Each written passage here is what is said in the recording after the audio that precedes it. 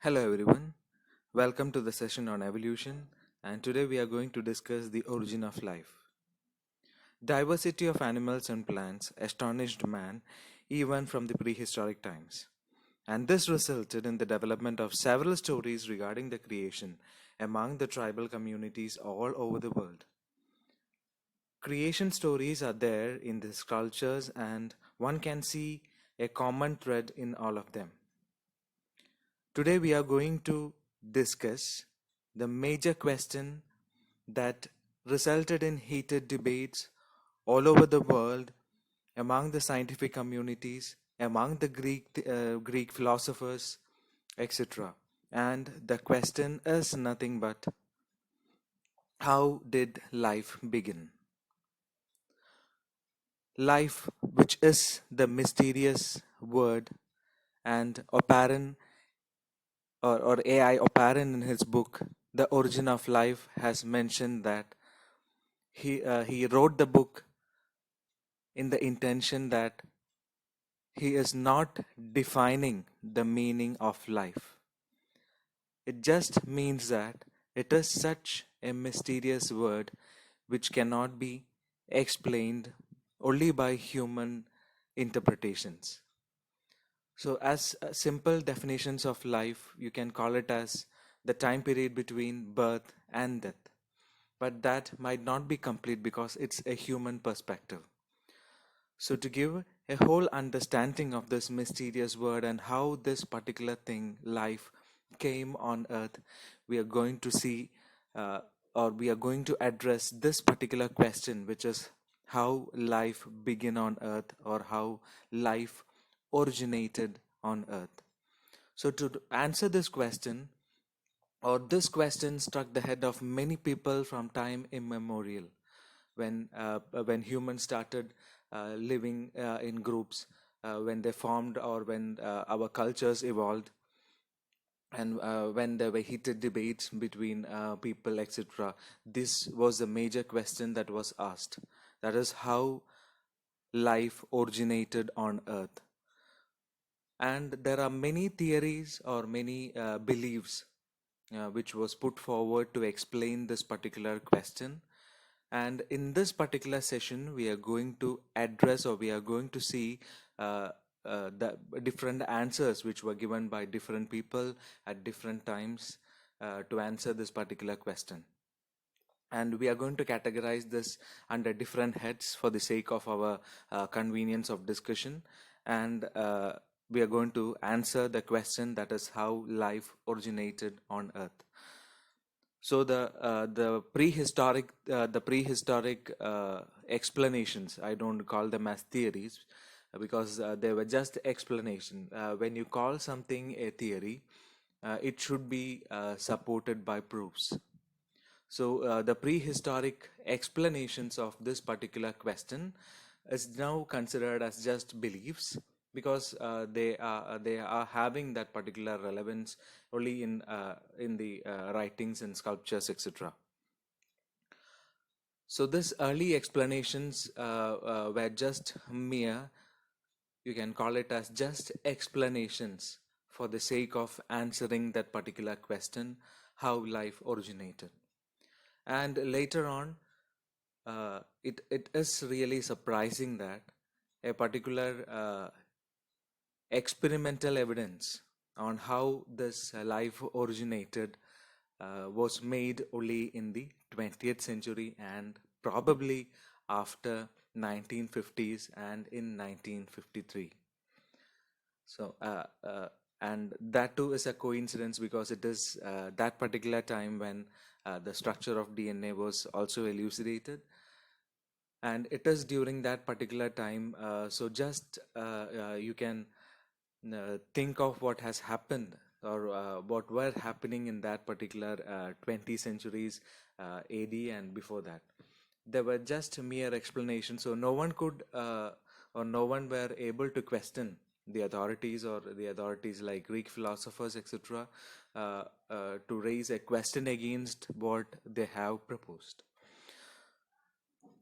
So, in Origin of Life, what we are going to discuss is we will be discussing the earlier beliefs, In that, we will be discussing the two sessions, which is the Semitic belief of special creation and the Oriental belief of avatars, which will be followed by the earlier theories on the origin of life, which is a theory of panspermia or the cosmozoic theory, abiogenesis or autogenesis, biogenesis, and endosymbiosis. So, this is what we are going to discuss in this particular session, where we are going to find an answer for the question how the first life originated on earth.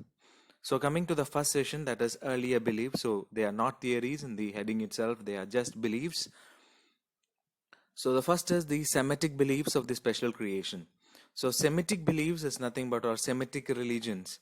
They are Judaism, Christianity, and Islam, which believe that the divine power is behind the creation of all forms of life. Nothing but God created all plants and animals. And the religious text says that the humans were created from dust, and God breathed into his nostrils the breath of life.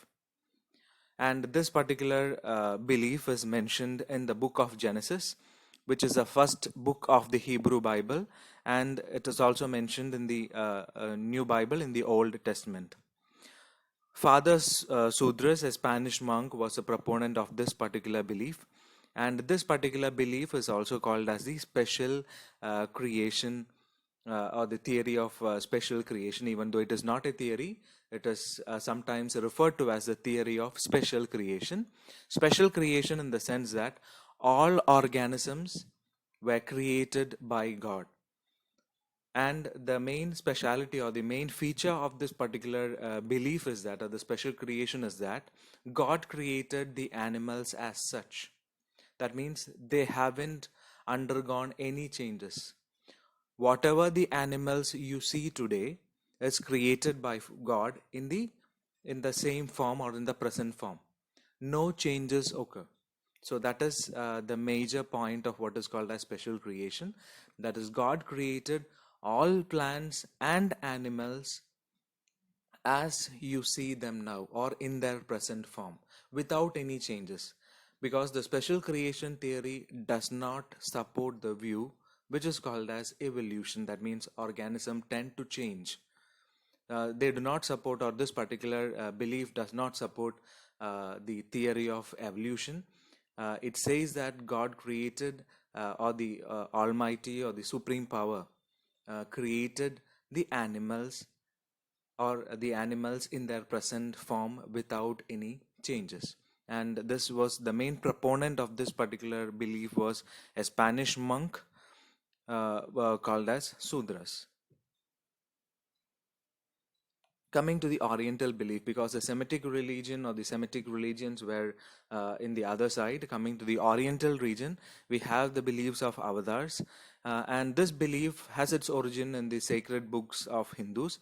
According to Hinduism, which includes all the other one, Buddhists, Jains, etc., all together, we have put it as Hindus. According to this Hinduism, Brahma is the god of creation, created all life forms. Besides creation, these sacred texts also mention incarnations of God in different forms like fish, turtle, mammal, etc. Both these, that is, both in both the sides of the world, either in the text of the Semitic religions or also the Oriental beliefs, both these are purely, these are beliefs and are purely religious concepts, and they do not have any scientific explanations. As they are having their origins in the sacred texts, we take it as the particular religious beliefs. Coming to the next one, that is the earlier theories on the origin of life. So here comes the philosophical explanations by the Greek thinkers, etc. The first one is the abiogenesis, also called as autogenesis or otherwise called as spontaneous generation. So here they say that life arises spontaneously. That means it just sprouts in a particular moment in a spontaneous manner. And this is the oldest theory about the origin of life. And it says that organisms arise de novo or new, and that is what is called as spontaneous, from abiotic sources. That's why it is called as abiogenesis. So here abiogenesis in this particular context, abiogenesis means life forms are originating from abiotic sources, and this particular view was put forward by the Greek philosophers like Aristotle, Epicurus, etc.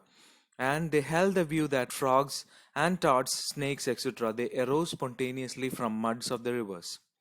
Aristotle believed that insects or the maggots originated from decaying meat and fishes. So this particular view of this Greek philosopher was nothing but their own speculations. In that, what they saw was that when meat or a piece of meat or fish was kept was kept open without any salting, etc. You can see that after 4 to 5 days, maggots appear in both the fishes and in also in the rotten meat, and they believed that uh, that is that ma- that in such a manner life might have originated in the past. And that is why it is said that Aristotle believed that insects originated from decaying meat and fishes. Epicurus is also a Greek philosopher, which stated that the worms and other soil creatures arose spontaneously from the soil by the action of sun and rain. So this theory, that is abiogenesis, it is given the term abiogenesis because a means without and bio means life. That is, life arise in this particular, or the life originated in this earth from non-living materials. That is abiogenesis. Autogenesis and spontaneous generation is the same. Autogenesis or spontaneous generation says that life is or life arises spontaneously or in a particular like a plant germinating or sprouting from a seed. It just happens in a particular moment, or it just occurs spontaneously. So this is what is called as the theory of spontaneous generation, autogenesis, or abiogenesis. And this is the main proponents of this particular theory of abiogenesis as the Greek philosophers. Coming to the second one, which is biogenesis. So biogenesis is a theory which was put forward by, or a concept which was put forward by Louis Pasteur. And he put forward this particular thing to prove two things. One is the famous germ theory, and the second one is to disprove what is called as the uh, abiogenesis or spontaneous generation. So, origin of in biogenesis, it is said that life originates from only from pre-existing life forms by reproduction, and this was proved by Louis Pasteur in his famous swan neck experiment. So he proved that living organisms originated only from eggs or spores, and swan neck, as you see in this particular diagram. So this was the experiment conducted by Louis Pasteur to prove the same. So what he did was he took a flask, and you can see the flask is having a special shape, and this is called as the swan neck flask, and hence this is, so you can see the neck region of the flask is like the neck of a swan, and hence this is called as a swan neck, and the experiment is called as the swan neck experiment. And this is considered as this experiment is considered as the world's some of the world's history changing or an epic experiments in the history of science. So here, by this experiment, the swan neck experiment was what Louis Pasteur did was he took some broth, or some organic soup like mixture, which you call it as a broth, and he heated that particular mixture. And he, in the first set, he kept this particular thing in the swan neck jar. The speciality of the swan neck jar is that you can see the neck is very narrow, it is very long, and as a result, air passage into the flask will be very less. That means the content inside the flask will not be, or it will be least exposed to air. So what he did was he heated this particular content, so that it becomes sterile, whatever living creatures, because you cannot call them as bacteria because such things were not discovered or were not named. So uh, uh, he heated this particular mixture so that no living content was present in this particular thing. So what he was arguing was that this particular broth is now a non-living thing, or a non-living entity, and if abiogenesis was true, or spontaneous generation was true, what would happen is life or living things should originate from this particular broth, from this from this particular broth.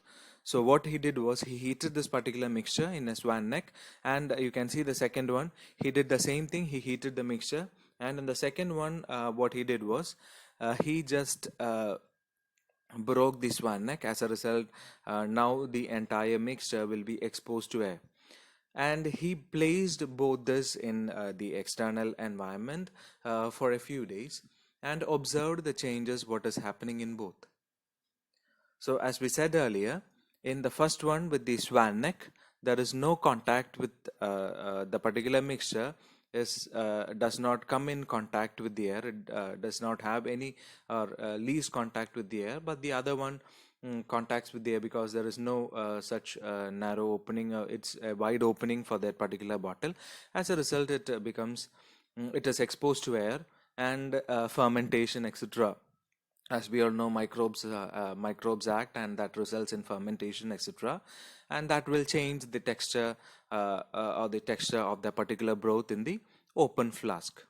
So what he observed was the same thing, that is the broth which was the liquid or the soup which was kept in the open flask got fermented, but the one with the swan neck does not have not undergone any changes. And from this experiment, he postulated that abiogenesis or spontaneous generation does not happen. If spontaneous generation was true, the same fermentation or the same microbial action or the presence of microbes should be detected in the flask with the swan neck. It did not happen. He explained that it did not happen because in the swan neck flask it did not come in contact with the air. And he also proposed that it is not only, or it is not the air which caused growth in the open flask, it is the particles which he termed as germs. The germs which are present in the air caused the particular broth or the soup to ferment in the open flask. And that is this is how he proved something which is called as germ theory. That means air itself, or the simply the air, which is an abiotic source, does not, or it cannot cause any form of or it does not contain any living, or abiotic thing does not contain uh, um, anything which can form or it can be converted to a living form. He said that the air contained the particles which he termed as germs, and that is what is causing this particular broth to ferment. And that is how he proved that the same which is called as germ theory, and he disproved the theory which is called as spontaneous generation. So this is what is called as a swan neck experiment. So what he proved, that the particles in the air which he called as germs, rather than the air itself, led to bacterial growth in the open flask. But that didn't happen in the swan neck because it was exposed to air with the was least exposed to air, and bacterial action didn't happen in the swan neck flask because the swan neck, it is having a curvy structure, etc. As a result, if at all the air enters, the particular bacteria would stick onto the walls because it is very narrow, etc. And that is the result why it is, and also it is least exposed compared to the open one. And that is how he disproved spontaneous generation. And this is what is called as the theory of biogenesis, by which he proved that life arises only from pre-existing life by reproduction. And Louis Pasteur, by this experiment, he disproved a biogenesis or spontaneous generation through his famous swan neck experiment, which I earlier mentioned as one of the epic experiments in science. Coming to the next one, which is the theory of earlier theories of origin of life, the theory of panspermia or cosmozoic theory. So this particular theory says that life did not begin on Earth at all, but was brought here from elsewhere in the space, a notion which is known as panspermia. Life was distributed in the universe in the form of resistant spores, and the spores were called as cosmozoa.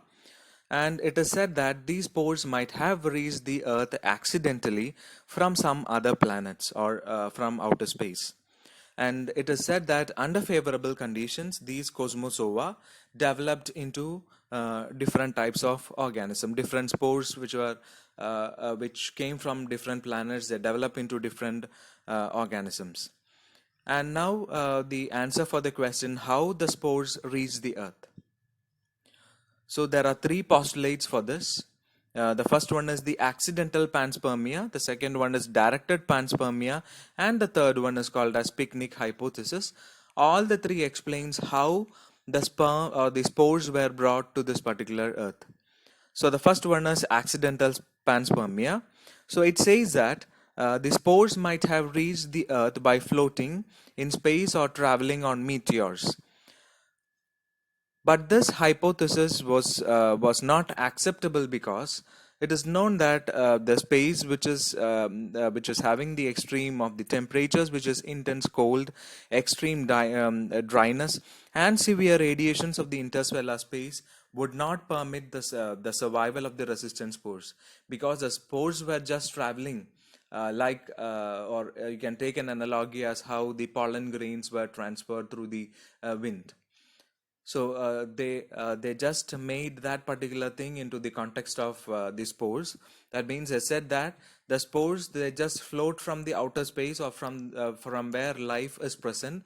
The spores of life from that particular place, they traveled or they floated on to the Earth.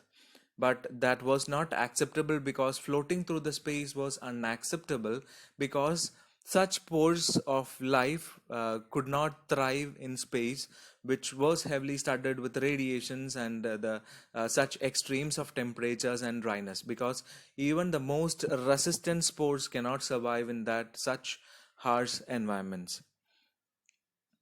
So, because the radiations in the space would kill the cosmozoa or the panspermia before completing their long interstellar voyage, and hence that particular explanation on how the spores reach the Earth was unacceptable. But that is the first explanation given for the theory of panspermia, and that is what is called as accidental panspermia. The second one was directed panspermia, and it says that the microorganisms could have been placed in spaceships which were shielded from radiations and directed towards the Earth. So, in the first one, which was accidental panspermia, the major objections or the major debate was regarding the protection which was not provided for the spores. So the followers or the proponents of this particular panspermia came up with a second explanation that it might be because of a directed panspermia, and they say that these particular spores might have been placed inside the spaceships so that they are protected. They are not coming in contact with the radiations, etc. They are placed in the spaceships and were shielded from radiations, and they were directed towards the Earth. The spaceships were directed towards Earth. The spaceships came here. They shed the spores at different places on the Earth, and that is how the spores or the life originated in the Earth, and that is why it is called as directed. The other one was accidental because it was an accidental floating of spores. The second one was directed, where the spores of life was studded in the or was placed in spaceships and was directed to the Earth so that life will flourish in the Earth. And this particular and another explanation for this particular directed panspermia is why do they direct this particular thing onto the earth, not why not to the other planets? So the explanation for that was this might have been motivated by the desire to ensure that the galaxy contain inhabited world other than the source world. So it is said that such spaceships were sent to every planets, but and in the view that the life would flourish not only in the place of origin from where the spaceships was being sent, or the spaceships were sent, or the spores were sent, it also should be flourished in the other planets in the galaxy. And it is said that because the earth was a suitable place, life flourished here. So that was another explanation which was given, that is, this might be motivated by the desire to ensure that the galaxy contain inhabited world other than the source world. But and the other third hypothesis is that a picnic hypothesis that was also put forth to explain how the spores reach the earth. And uh, and it said that life evolved from the microorganisms or spores. Okay, that can also be called as spores, which were left behind by untidy visitors. So, in this particular picnic hypothesis, it states that, or it considers that, Earth was a picnic spot for the other uh, uh, the living things in the other planets. So what they considered it as, they usually come to this particular picnic spot Earth. They would travel, and they would make this particular world untidy by their excretions, etc. And it is from those spores which were uh, left behind by the untidy visitors, life evolved in Earth. And the drawback of so these are just explanations on how the spores reach the earth.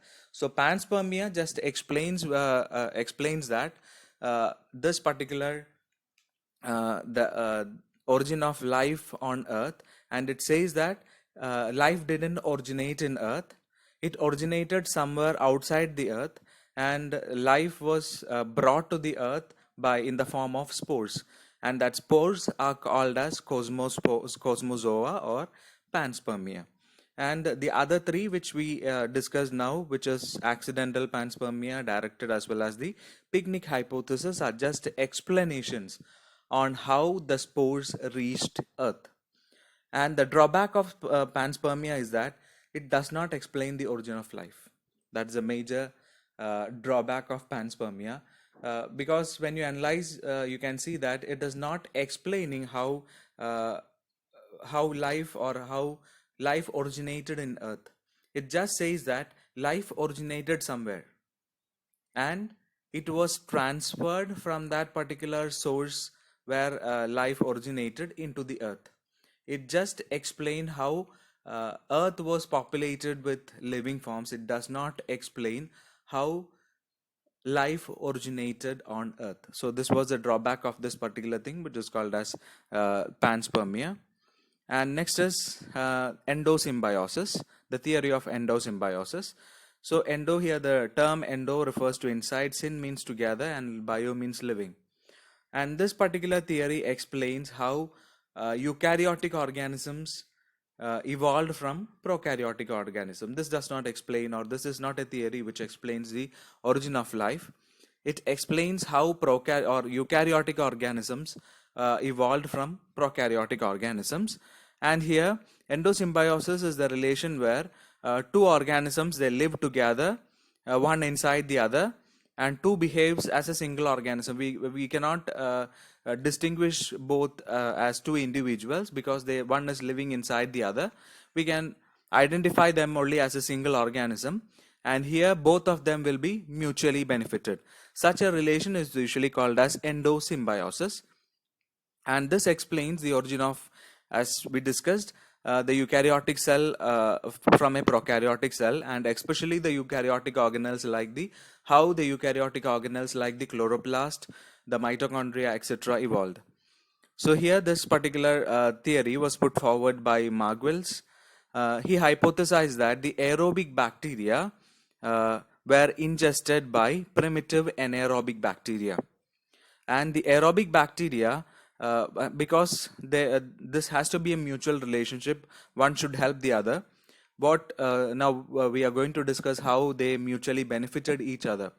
The aerobic bacteria handled the toxic oxygen from the anaerobic bacteria, while the anaerobic bacteria ingested the food and also protected the aerobic partner.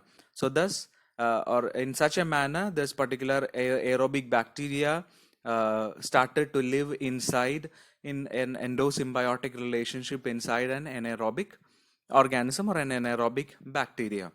And it is said that this is how our mitochondria or the chloroplast evolved, because mitochondria is a particular organelle in animal cells which utilizes oxygen and produces energy, and the chloroplast does the same function in plants.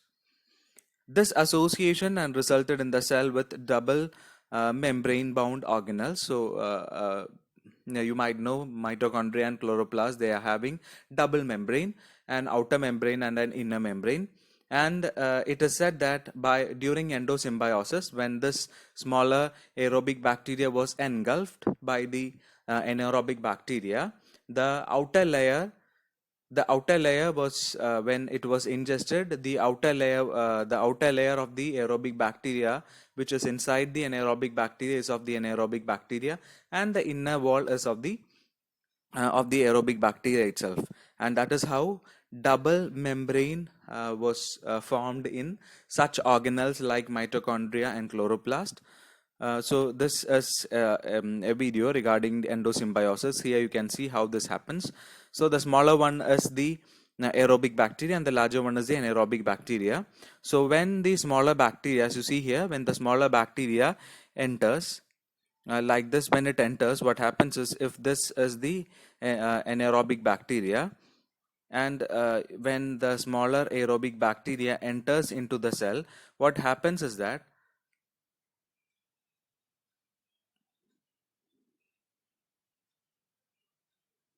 so here if you have the smaller one, now this particular anaerobic bacteria will surround aerobic bacteria with their membrane. And now when you observe, so here you can see this, there is a small lining around this. When you see the smaller one, you can see a small lining around the smaller one. That is nothing but the membrane of the larger one, anaerobic bacteria. So already the aerobic bacteria is having its membrane, but when it entered into the host cell, which is the anaerobic bacteria, it also takes up an extra covering, which is the membrane of the anaerobic bacteria. And that is how the double membranes of mitochondria as well as the chloroplast were, or it is hypothesized that the double membranes of the mitochondria and chloroplast was formed in such a manner. So these were the theories which is explaining the origin of life. In the next session, we'll be seeing the other one, which is the biochemical origin of life, otherwise called as molecular evolution. So in the next session, we'll discuss about this. For now, we'll stop with here, and thank you.